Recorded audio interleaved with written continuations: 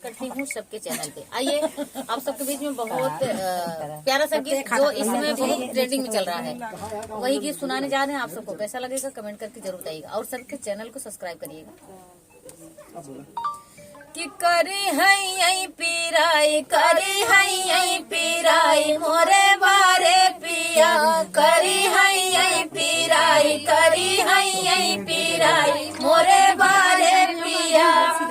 कह तू त मोर धन माई बोलौती कह तू त मोर धन माई बोलौती अरे नहीं पिया नहीं नहीं पिया ओ तो भैया भतीज गरिया वही पिया अरे नहीं पिया नहीं नहीं पिया ओ तो भैया भतीज गरिया वही पिया करी है पीराई करी है पीराई मोरे बारे पिया कह तू त मोर धन भाभी बोलौती कह तू त मोर धन भाभी बोलौती अरे नहीं पिया नहीं नहीं पिया ओ तो भैया भाई पानी मिलावई पिया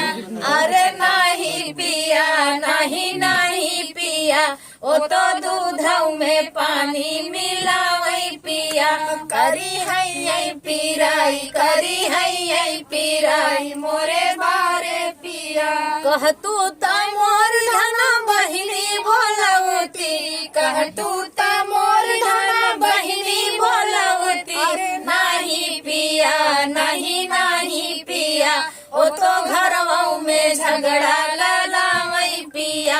अरे नहीं पिया नहीं नहीं पिया ओ तो घरवाऊ में झगड़ा लड़ावई पिया करी है पीराई करी है पीराई मोरे बारे पिया